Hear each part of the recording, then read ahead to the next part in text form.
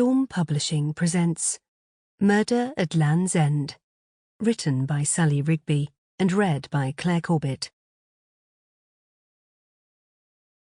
Chapter 1. Monday, June the 10th. Detective Sergeant Matt Price leant against the edge of the kitchen units, watching his daughter Danny. The toddler was giggling at some conspiracy with his mother. The pair of them engrossed in the chaos that came with preparing a family picnic. Today, being his day off, they decided to take a trip to the Eden Project, an old clay pit which had been converted into 30 acres of gardens. They'd been there many times, and each visit always managed to conjure up a magic that hadn't worn off, especially for Danny. His daughter, not quite 3 years old, totally adored the place. In particular, the new outdoor adventure play area. Daddy, are you going to have the same as me in your sandwich? Danny's innocent query broke his train of thought.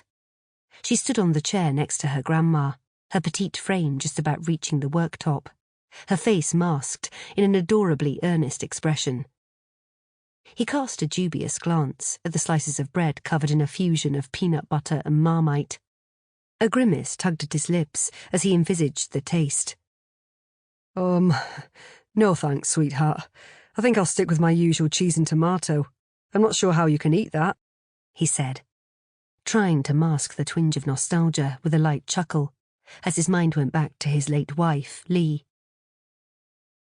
It had been 9 months since she died, and yet the wounds felt as fresh as ever.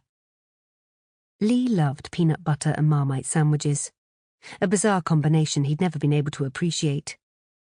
She would tease him, saying it was an acquired taste that he had yet to develop, but he couldn't bring himself to try it. When Danny had asked for it once, it had taken him aback because he'd never told his daughter about her mum's strange preference. At the time, he did mention that Lee had also liked it, but it hadn't been discussed since. It's the best sandwich ever, isn't it, Grandma? Danny's words, full of conviction, dragged him back to the present. His daughter's face was lit up with anticipation. Definitely, love, but not for me either, his mother replied, her voice seasoned with indulgence. She turned towards him, her eyes twinkling in amusement.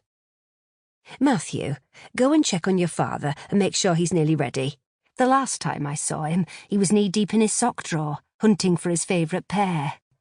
Why he has to wear them today, I really can't fathom. A gentle shake of her head punctuated her remark.